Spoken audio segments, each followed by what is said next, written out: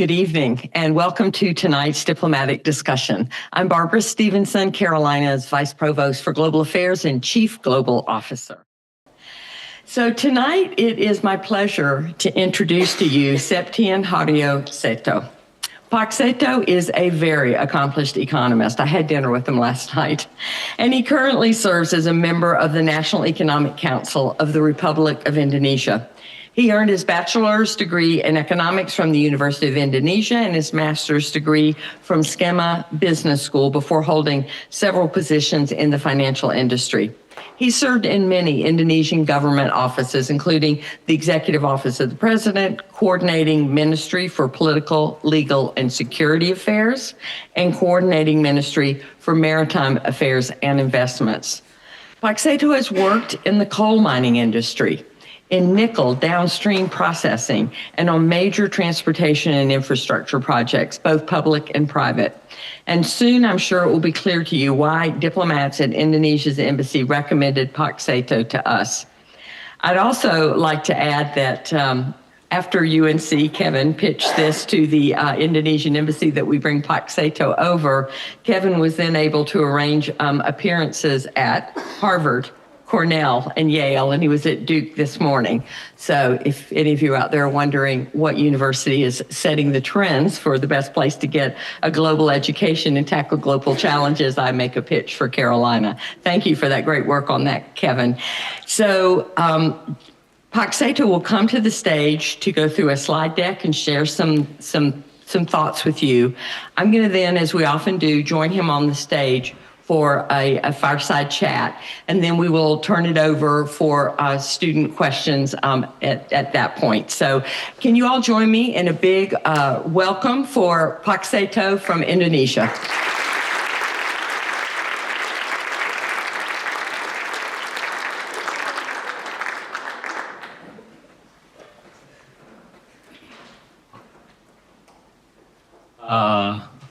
A very good evening, everybody. I hope you can hear me clearly. So it's a really great honor for me, Ambassador Stephenson, to be invited in the UNC. This is my first time, and I'm very lucky, to have this very beautiful weather, very beautiful autumn here in Chapel Hill. Yeah. I'm not a diplomat. My background is an accountant, but if you have a boss of 4-star general in special forces, so he asks you to different assignment. So I have an experience in dealing with the COVID-19, with the terrorist attack in Indonesia. So it gives me quite a broad perspective in dealing with problem and issue. Yeah. But today, I guess I will talk very specific about the Indonesia experience on developing our nickel processing, our nickel resources to be something that is more valuable. So Indonesia, I don't know if you know the place. Indonesia, we consist about 17,500 islands. But who know the real numbers? Depending on the low tide, high tide, sometimes the island can be gone, in a high tide, but in the low tide, you can see the island. But it's a very diverse country. We have about more than 800 languages, but we are still united, and I think this is very important. Beside these diverse archipelagic islands, Indonesia is blessed with a lot of minerals. We have the #1 nickel reserve in the world. We have #2 for tin. We have #6 for bauxite, aluminum, and then and I think we have copper is #7. So it's really, we have all the minerals that you need for the energy transition. We have all the minerals that you need to develop the future industry. But having all this mineral is useless if you cannot process. So for so many years in Indonesia, actually we just export the raw materials. This is what we call it a chicken and monkey mentality, Ambassador. Why? Chicken and monkey mentality. You know how chicken get their food? Basically, they just dig and eat, right? So this is just to show you. how monkey getting their food? Basically, they just get the fruit and then eat it. It's same like us before. We just dig this nickel, we just dig this the bauxite and send it to China, send it to overseas country to be processed further. So we changed that back in 2014. Yeah. Sorry. Yeah. Okay, so this is just to show you the map of Indonesia, and this is what I explained to you. And this is actually what I mentioned to you. For so many years, we are left behind Malaysia and Thailand. I'll give you an example in 2014. We rely a lot of our export, coal, palm oil, this is mostly the natural resources that don't do a significant value-added process. Compared to Malaysia, they have a integrated circuit, they have computer, semiconductor, and everything. So we are a bit left behind compared to our neighbor here. But then we have this nickel. It's quite unique nickel in Indonesia because you can only find nickel in Indonesia in these two islands, Sulawesi and Halmahera. And these two islands now holds more than half of the nickel reserve in the world. More than half of the nickel reserve in the world. And actually there is also benefit of this nickel deposit in Indonesia. You see, this is like the typical nickel deposit. So you have the topsoil, and actually this is the high-grade nickel. So on top of this high-grade nickel, we call it the saprolite. This is the nickel content, between 1.5 to 4. You have the iron, you have the cobalt, yeah. But the beauty of the Indonesian deposit is in one piece of the land, you can find the saprolite, high-grade nickel ore, which will be used for the stainless steel, and you have the limonite, which is the low-grade nickel ore. The nickel content is lower, but they have cobalt. And this is very important because our capability to process the limonite now makes us the second largest cobalt producer in the world after the RC. Within 3 years, we are able to be the second largest cobalt producer in the world after the RC. So this is actually our target. If you see the nickel ore, this is like this one. It's 98% dirt and water. So only 1.2, 1.6% nickel. The rest is actually dirt and water.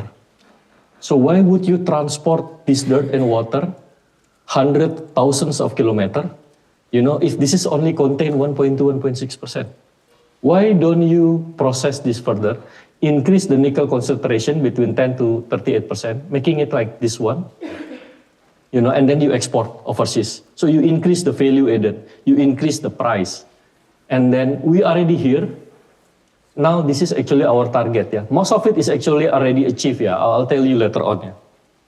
So this is actually the impact, yeah. So we are able to increase the export 11.5 times since 2014. So this is when we decided actually to put the export ban on the nickel ore. So we introduced the law in 2009. So we introduced the law. In the law, we said that 5 years after the law is becoming implemented, we need to do this export ban. So all the mining company have 5 years to develop the capability to process the nickel ore. But it doesn't really succeed. There is a lot of problems. So we reopened the export ban back in 2017. But after, a lot of negotiation, the president decided that we will full implement the export ban again in 1st January 2020. So you see that this one is increasing quite significant. So from 3 billion, 2024 is becoming 33 billion. This 2025, our estimation is going to be 36 billion US dollar. This consists of the stainless steel, nickel pig iron, and this one is nickel for the battery. So we did, I think, significantly improve the value added. But not only on the export, yeah. This export becoming doable, we increased 11.5 times because we are able to attract 71 billion of FDI going into the base metal sector since 2015. So you see, this is the FDI going into the basic metals. So since 2020, more than 20% of our FDI going into Indonesia is actually going into this sector. And then this all FDI going into these two provinces The island that I mentioned to you earlier, this is Central Sulawesi, the name of the provinces, and the North Maluku. This is actually the FDI. And if you see, this is the percentage, more than 60% is actually going into these two provinces here. So it creates a significant economic activity. So what is the impact here? So if you see, this is actually the GDP number. This is Indonesia. From 2014, I make an index to make an apple-to-apple comparison. Indonesia 2014, this is 2025, is like this one. This is actually Central Sulawesi, and this is actually North Maluku. But getting a significant or high GDP growth doesn't necessarily create welfare if it is only enjoyed by certain population. But this number actually shows that a Gini index comparison on this different area is actually declining since we have this investment. Because the investment, the economic activity that is generated by this FDI is actually enjoyed by majority of the population. Through what? This is the sectoral GDP growth of wholesale and retail trade. The SME activity is increasing quite significant. So you see, this is Indonesia. We have slight decrease during the COVID, but it's significantly improved after that. Yeah. At the time we designed the incentive policy, the tax holiday, that is tied with the obligation of the company to employ and engage with the small medium enterprise surrounding the investment area. So they need to employ with this, mom and pop shops, to supply foods, to supply accommodation and everything. Yeah. And we also establish actually polytechnic, and it's very important because most of the worker is actually unskilled, so we need to educate them. And this is built in remote area of Indonesia, whereby the higher education is not well established. So this is one example. This is a polytechnic base metal in Morowali. This is the first industrial estate that we built.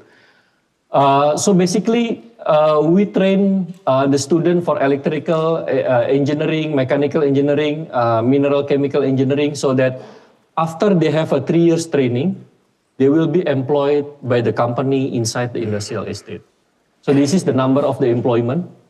You can see increasing quite significant. I think the latest number that I have in 2024 is about 100,000 direct employment in actually this Morowali.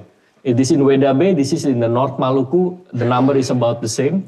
So this is how actually we are trying to, develop the human skill capability, so that, they can work in the industrial estate, they can enjoy the benefit of this investment.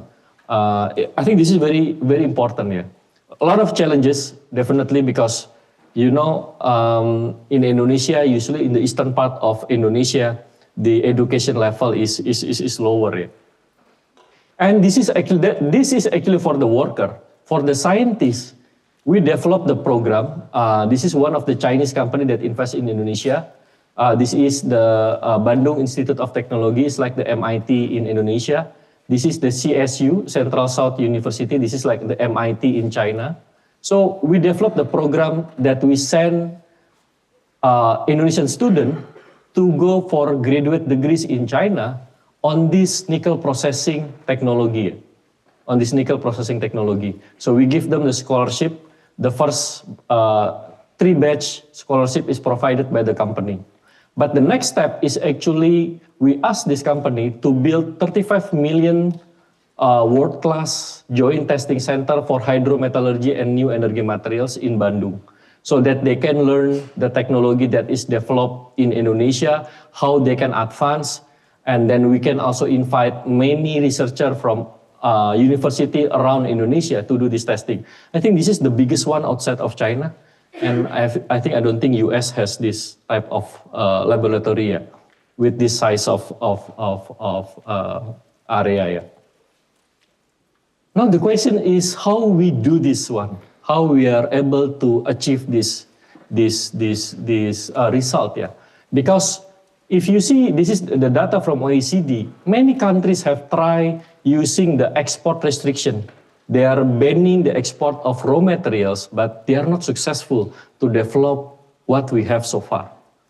So you see, this is the example of the countries. This is the data from OECD. Why we are successful is because we are not only relying on the export ban. We rely also in the industrial policy and investment policy. So we designed the incentive at that time, but this is not only specifically for nickel. We open for all the manufacturing investment, different fiscal incentive. On the non-fiscal incentive, we develop this ease of permit application, special regulation for the employment if you want to bring the foreign workers, land and special planning. So we combine all of these strategies. So not only relying on the export ban. This is one of the example. We built the industrial estate. This is the first nickel integrated industrial estate that we built closer to the mine. So you don't need to transport the nickel ore too far away. Very close. We built the port, not we as a government, but we give the license to the private sector. So they are the one who built the port. They are the one who built the airport, the 5-star hotel. This is all this nickel processing facility. So they built all. So this is integrated. So you have the efficiency in moving things because they are all in one industrial estate. And from this one industrial estate, we replicate to all of this. So we have plenty now, and this is how we can achieve actually such a significant improvement in terms of the processing capacity within, I would say, 5 years, Ambassador.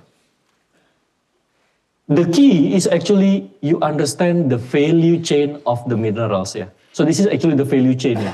So nickel mainly used for stainless steel or for the battery. So this is the two types. Yeah. So if you process this nickel ore, the first derivative is NPI or ferronickel. This is for the stainless steel, or what you call it, the mixed hydrate precipitate. This is the nickel base for the battery.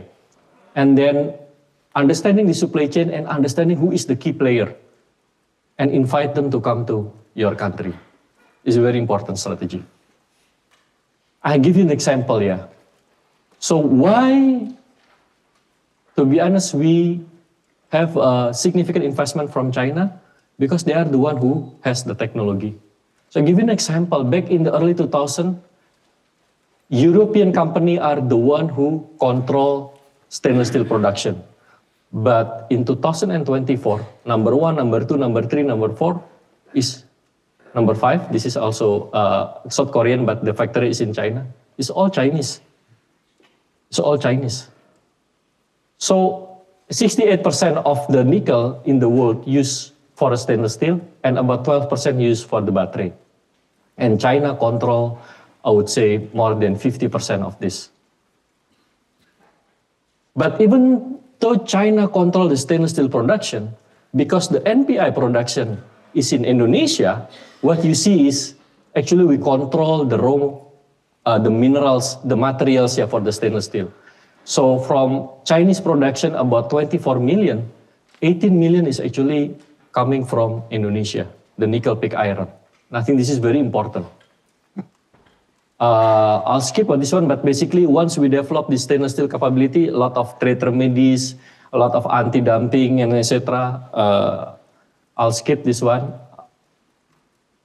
This is the Trump tariff, but I'll talk about this one. I think this is very important. This is why I think I've been back and forth to US to set up critical mineral cooperation with the US government. So if you want to develop lithium battery, it's not a simple process. It involves different minerals, copper, aluminum, nickel, cobalt, manganese, you have the lithium, you have phosphate and everything. So different minerals that need to be processed using different technology. And for so many years, China actually investing a lot. So you see, this is China processing capacity compared to the world total capacity. Anode materials is 96%, precursors is 95%, cathode 88%. So huge. Even though that we have the minerals, the African countries have the minerals, but China control the processing capacity.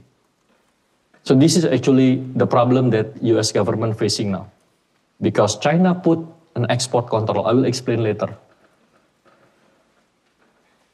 So this is actually, quite Yeah. I've been dealing with the U.S. government on this issue for the last 3 years, during Biden administration and then now during Trump administration. But because in the Trump administration, most of the people is new, so I need to explain again from the beginning what is the supply chain of this lithium battery and what is makes sense in the U.S., what is makes sense, not make sense in the U.S. Yeah, but basically, U.S. asks. So this is actually the wording that you can find in the joint statement between Indonesia and the U.S. Indonesia will remove restriction on the export of United States of industrial commodities, including critical minerals. We said at that time you can put whatever wording on that as long as it doesn't include raw critical minerals.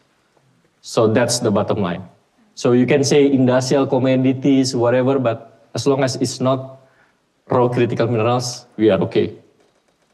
So the problem is that I think US and EU before, I negotiate with EU as well on this matter, lack understanding of this critical mineral value chain. So this is the case for the lithium battery.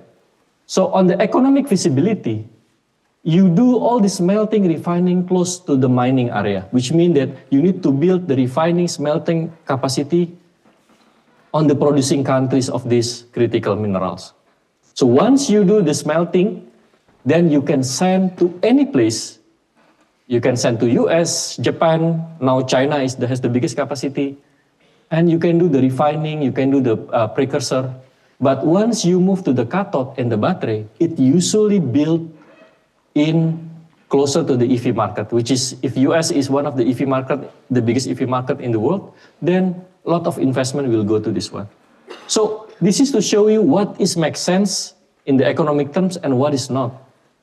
So that's why I think our proposal to do, and I just want to show you this, is the capability that we have built for the last 5 years. We are able to produce in Indonesia, this one, is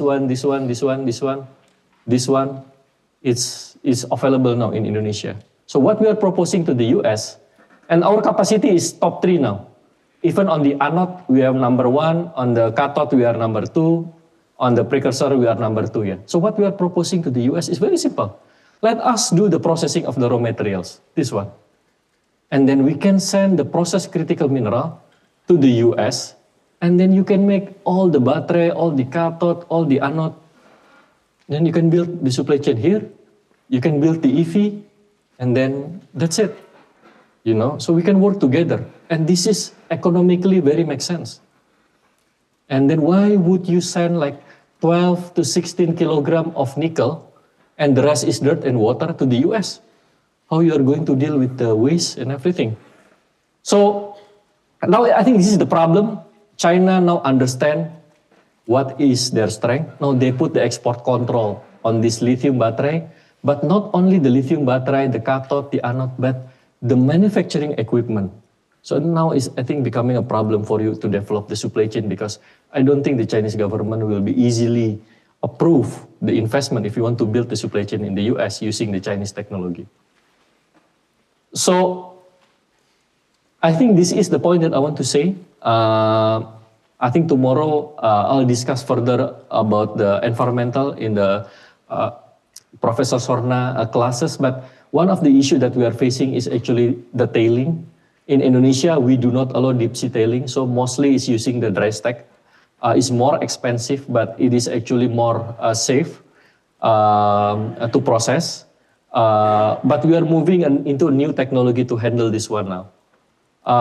We are also asking all this company to do this ESG, independent ESG certification. IRMA is the best, the world class, is a golden standard for ESG. Now 2 companies in Indonesia is following this one. Yeah. So I think I'll stop there. Thank you so much. Thank you. Thank you. Well, thank you so much, Pak Seto, for laying that out. You know, we billed tonight's talk as critical minerals, Indonesia's path to development. And Pak Seto, you talked about how Indonesia in the past was just shipping the raw materials out and it was falling behind its neighbors like Malaysia and Thailand.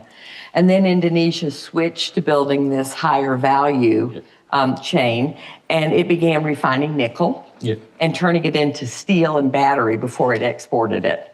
And then you saw the value of your nickel exports increase more than tenfold. Yeah, so it was quite a dramatic thing. And you also showed us that in the areas of Indonesia where this activity takes place, that incomes rose, retail activity rose, and importantly, the Gini coefficient showed us that the wealth was distributed quite evenly. So, and it's not concentrated in the hands of a few. So I just want to say that is an impressive case for arguing that your value-added approach is indeed working as an engine for development. So let me first of all just say congratulations. This is a tough nut to crack, and you did a great job. We talked last night about the education component, and you described the Polytechnic school that's inside the industrial estate. And I wondered if you could talk a little bit about the challenges of developing a workforce that's able to drive this value-added approach. What's Indonesia doing about that? Yeah. Thank you, Ambassador. I think this is the first thing first when we invite the FDI and we built the industrial estate. We built parallelly this polytechnic school because we know that we will not have enough talent workers to be able to work in the companies inside the industrial estate. So we ask actually all this company set aside their money, build this polytechnic, and the government part is to provide the professor. So we bring the professor from Java into the Sulawesi Island, so they will teach that. But the challenge at the time we see that, okay, I think the problem is deeper, Ambassador, because when we open this polytechnic for admission, only few actually senior high school graduate from local district can be accepted into this polytechnic. So then we need to address this issue on this education level in the senior high school in the local district. So it took some time until, they are able to be accepted in the polytechnic. So I think this is the first priority that we have.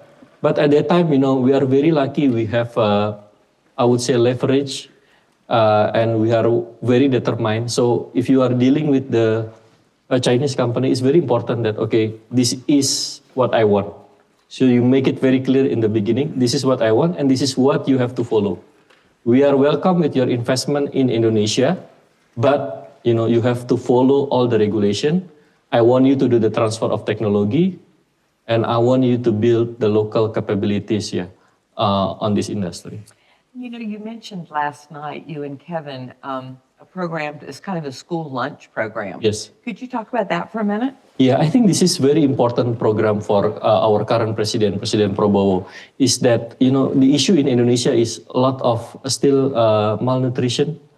And then I think this is a quite serious problem because it will increase the stunting rate among the children. So the first 1,000 days is very important for you to get this good nutrition, and then after that is as well. So then our president decided to put a significant budget, Ambassador. I think this year is about 5 billion, next year is about 20 billion, to provide free meals for 89 million students in Indonesia every day, except Saturday and Sunday. And do you worry that that cost is maybe so much it's not sustainable? No, I think we are not really worried about that. I guess for all this program that we have with this Chinese company, most of them are funded by the Chinese company. They make a good profit. Yep. So they are more than happy actually, because they will get the benefit anyway. Because of what? If they need to bring the foreign workers from China, it's much more expensive. You need to think about the transportation, you need to take care. Every year they have to come back to China to meet the family and everything. So it's easier if you recruit, develop the local talent. So that's very makes sense. So if we're thinking about a path to development, one that includes better nutrition for students and educating your people, many people would see that itself as a marker of a successful development program. So I want to say congratulations on that again. Thank you. It's not an easy one on the free meals program because we have very diverse area. So a lot of challenges as well. Once you go to the remote area, how you set up the kitchen and everything is a big challenge. But I think we believe we can do this one. So you showed us the Joint Testing Center for Hydrometallurgy and New Energy Materials on slide 11, and you pointed out it's probably more sophisticated than anything we have in this country. Yes. And I was going to ask about where the funding for facilities like that come from. We got a question from a recent Carolina Diplomacy Fellow graduate about ownership of the refining capacity. She pointed out that Chinese companies or shareholders control 61% of the refining capacity, while Indonesian shareholders control just 13%. So what do you say about the extent of Chinese investment in Indonesia's refining sector? And does it undermine the success of Indonesia's path to development that is funded by China? Yeah, I think this is very good questions, Ambassador. And I think thank you for the opportunity for me to explain about this one. First, I guess when we built this laboratory, we asked this company, so they spent $35 million US. They built the lab within 5 months, Ambassador, because at the time, our coordinating minister is actually the one who asked. Fortunately, the chairman of the company is a professor in China. So they have the business of this nickel processing. It's becoming very big. So 35 million is like peanut for him. So they are able to build this one in 5 years now. He's still funding for the operation. And I think this is one of very key instrument for us to actually mastering the nickel processing technology. Some of the patent now has been registered in Indonesia because of this labs, Ambassador. So about your second questions about the Chinese dominance in Indonesia, I'm not really worried. Why Chinese control a significant capacity on the refining in Indonesia and the smelting in Indonesia? Because to be honest, they are the one who master the technology. So when we open this investment, only Chinese coming to Indonesia. But now I think you have South Korean, you have a French company, you even have Ford actually also do the investment in Indonesia. So Chinese come first. Of course, they control and having all this significant capacity on the refining, but we are able to attract the other investor as well. But I guess the key is two things, Ambassador. The first one is, even though that they own majority, but still, this is under Indonesian jurisdiction. So the government of Indonesia is controlling everything. So they have to follow our regulation. They cannot just say, no, I don't want to export to US. No, there's no such thing. And the second one is actually most of the mining concession. So the smelting and the mining is two different things. So the smelting and the refining can be owned majority by Chinese. But on the mining concession, it's still held and controlled by the Indonesian. And I think it's very important. I want you to imagine this smelting company like your tailor, right? So if you don't give them a fabric to make a clothes, they will not do anything. There is no work for them. So it's the same things. If, for example, the Indonesian government said, look, I don't want you to supply to this smelter, that's it. It will stop operation. So I think that's also very key. And I think this differentiates Indonesia with the other African countries here. And I think the third thing that's also important is since about 5 years ago, we encourage more Indonesian businessmen, Indonesian company who own the nickel mine to actually build the smelter as well. So now there are few smelters that is majority owned by the Indonesian, by the South Korean jointly. And this capacity that we have actually more than enough to supply the US demand. So, you know, as an American, I am very much interested in diversification of the supply chain for critical minerals because it's been a tough year as we've discovered just how much of this China controls. So just one more time, because I think it's such an important point as I listened to you last night at dinner. With Indonesia controls more than half of the nickel in the world, and it's being funded, the refining and that value is being funded by Chinese investment. Does Chinese investment and ownership of the refining capacity in any way negate the diversification of supply chain? Can Indonesia withstand pressure from China to just sell us the products that go into these electric batteries? No, I think so far we don't have any problem with this one. The Chinese government never pressure us on this matter. And then I think one thing is that most of the investment that is going to Indonesia is actually coming from the Chinese private sector as well. So it's not the SOE. That's why they are able to build the facility in a quick way. Because if you are dealing with the SOE, decision-making process itself is, it's exhausted. It can take you like 1 or 2 years just to make a final investment decision. Meanwhile, with the private sector, I'm dealing a lot with them. I just met with the chairman of the company. Okay, you want to invest? We will facilitate you this one, and then they can make decisions split second. Thanks for that great, thorough answer. It really helps to understand how this works. So thank you. Thank you. I'm going to open this up now for questions. So there's mics on both sides. So go ahead and come on out so that you can ask your question. And we just ask that you tell us your name and what you're studying, and then ask your question. I have one on the environmental impact, but I'm betting that a student's going to beat me to it. Please. Thank you so much. So I'm not a student. Fortunately, I'm going to steal the first question. My name is Sam Baxton. I'm a toxicologist at the Global Nickel Institute. We know you very well. The Nickel Institute works on behalf of the biggest global nickel mining companies. I really like, as a Ghanaian, coming to the United States, I really like the emphasis that you placed on Indonesia distinguishing itself from places like the DRC or even Ghana, where we are really raw material suppliers to the world. There is no beneficiation or value addition in those countries. As you are well aware, laterite ore is a surface mining, right? As opposed to sulfide ore, for example, in Canada or in Europe, which is underground mining. And so most of the forward-facing issues that you read about in the news in the United States, it may be, overblown, but it is still what you hear is environmental impacts.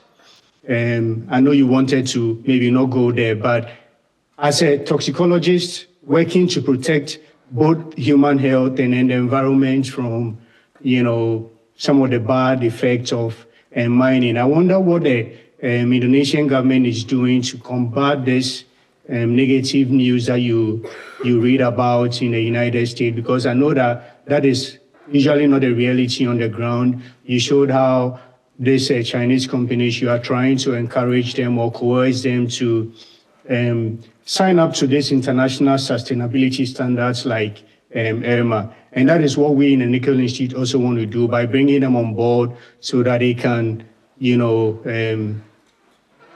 sign up to the standards that we hold other nickel mining companies. So the question really is, it's a long-winded approach to ask the question. But the question is, what are you doing as a representative of the Indonesian government, or what is the Indonesian government doing to educate people that, yes, there may be some environmental impact of nickel mining, but we are doing everything to combat it, and we really do need the nickel that we are mining from Indonesia. Thank you.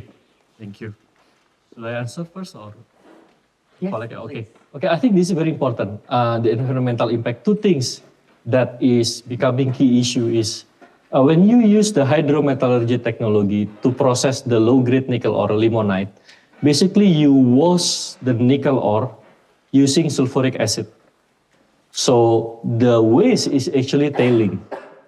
So on every 1 ton of nickel that you produce, using this technology, you generate 100 ton of the tailing. So if we do not handle this one properly, this can be an environmental disaster because it's toxic. I mentioned to you in my slide, and I will explain further in Professor Sorna class tomorrow, is that first, they want to use deep sea tailing. This is like what you have in Papua New Guinea. There is one Chinese investment over there. They built this deep sea tailing. But at that time, I was handling the negotiation with the Chinese. I said, no, it's because that you just put the tailing into this 2,000 meters below the surface. You don't know what happened. And then how come you can say it's safe? Because you actually don't know what happened in it. So then we prohibit this deep sea tailing. Now what they are using is to use the dry stacking. What you do with the dry stacking is basically you reduce the moisture content, the water content inside the tailing.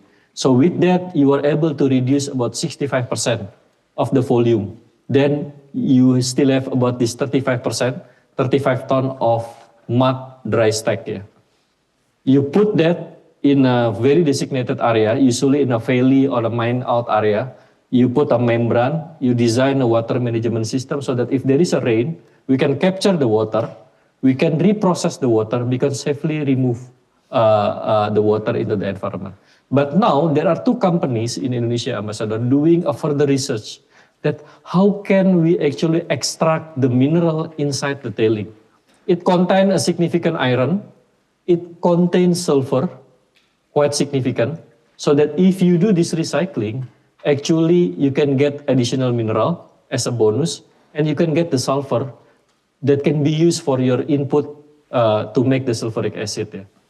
Because of the expansion of the Indonesian capacity on the hydrometallurgy, the sulfur price for the last 3 years has been tripled. So if they can get back the sulfur from this dry stack, they can reduce the cost, Ambassador. So two companies now doing a big pilot test. One is investing about 100 million US dollar to do the pilot test. It will start operation next year. They just told me about a month ago about this plan. They are very confident to succeed on this one. There is another company investing 600 million to do the testing plan for this one. Yeah.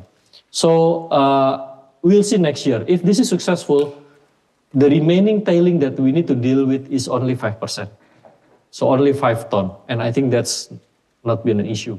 So that's actually the biggest challenge. But, you know, we are dealing with this technological progress to handle the issue. So that's first. The second one is actually, I mentioned earlier, we encourage them to participate in the independent ESG standard. Nickel Mark is one of it.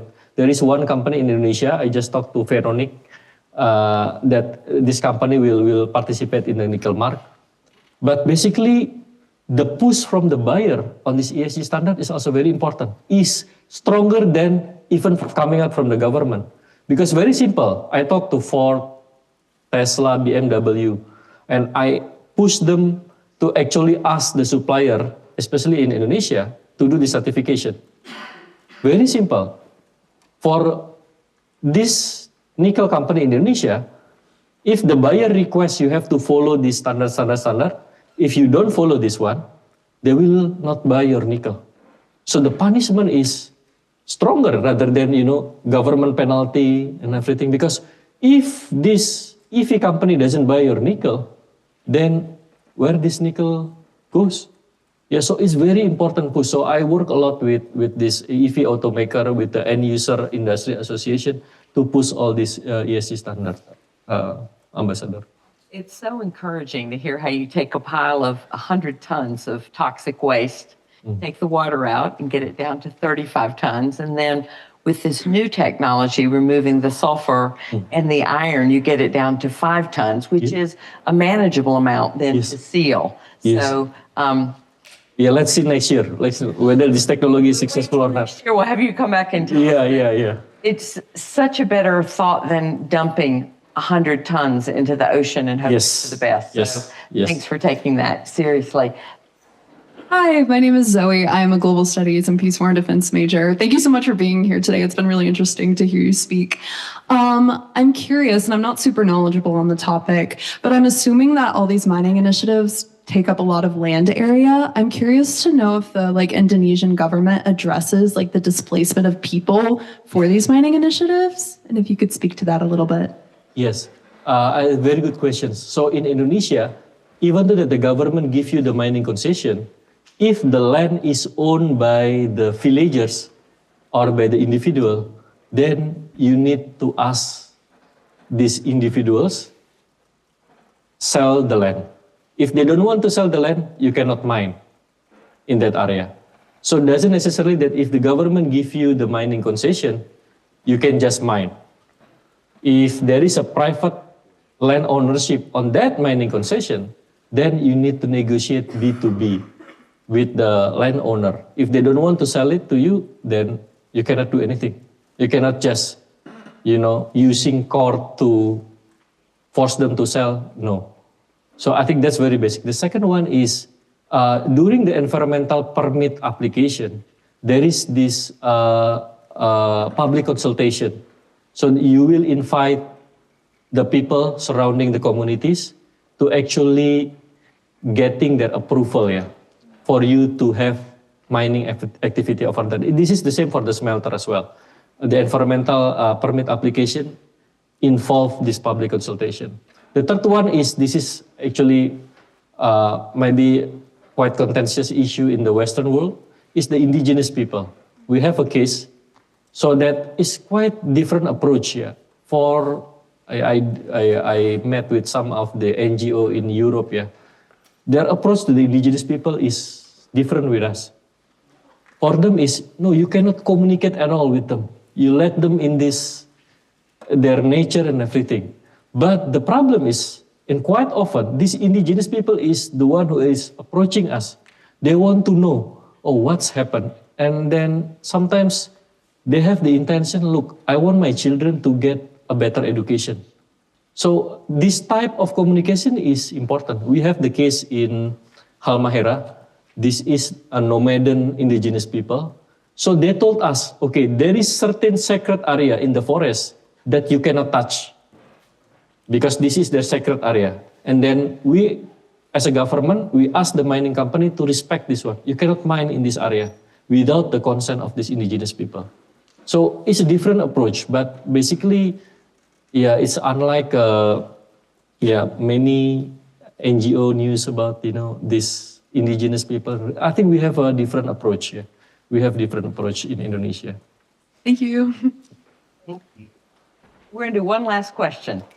Well, it's going to be another kind of environmentally focused one, but I'm fortunate enough to be, I was part of the group that got to attend the Indonesian Embassy this last spring. And one of the things that they kind of brought to my attention was just the sheer variety of tourism opportunities that kind of Indonesia's unique geography provides. I think most Americans know about Bali, but there's plenty of other ones.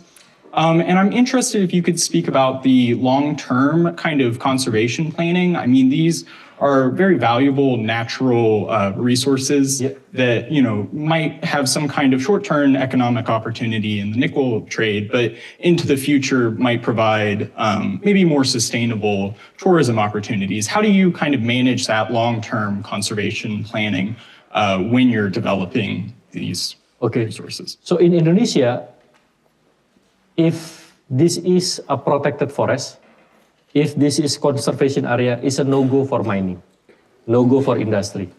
We allow some tourism activity, but that's probably only, I forgot, maybe between 10 to 5% area that, they can build this hotel, they can build the resort, but it has to follow certain regulation. I don't know if you heard, but about 3 months ago, we just closed 3 nickel concession in Raja Ampat. This is one of the pristine area in Indonesia. Their location is outside of this conservation, but very close.